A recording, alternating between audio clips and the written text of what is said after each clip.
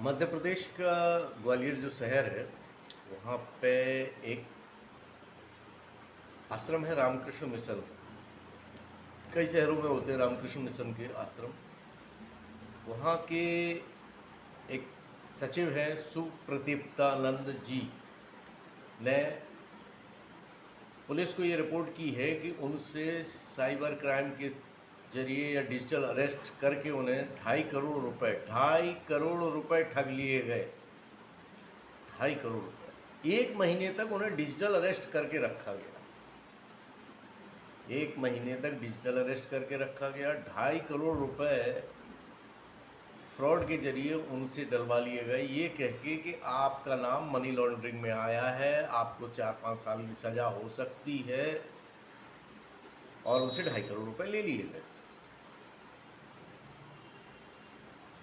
और संयोग ये कि ये 1 साल पहले मैंने इसी आश्रम में विजिट किया था। मैं कुछ पुस्तकें खरीदने गया था, तो जो पुस्तक विक्रेता थे उनसे मैंने पूछा कि आपका ये जो आश्रम है ये इस तरह से क्यों दिखता है। वहाँ एक अस्पताल भी था जो बंद था, जिसमें कोई भी प्रक्रिया चालू नहीं थी।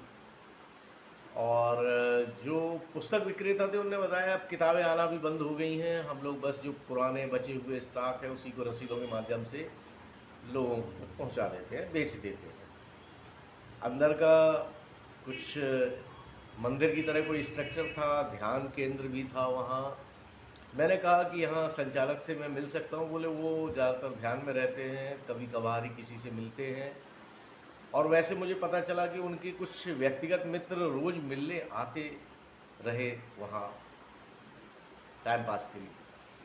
सवाल ये उठता है कि 2.5 करोड़ रुपए अगर आपके खाते में थे, कोई भी सामाजिक प्रक्रिया आप कर नहीं रहे थे, नई चीज़ों को लोग सीखना नहीं चाहते, आपको 1 महीने तक डिजिटल अरेस्ट करके रखा, आपने ये बात इस दरमियान किसी को नहीं बताई, यानी आप लोगों के संपर्क में नहीं थे, या फिर कोई परेशानी ऐसी थी जो आप किसी के संपर्क में नहीं रहना चाहते थे।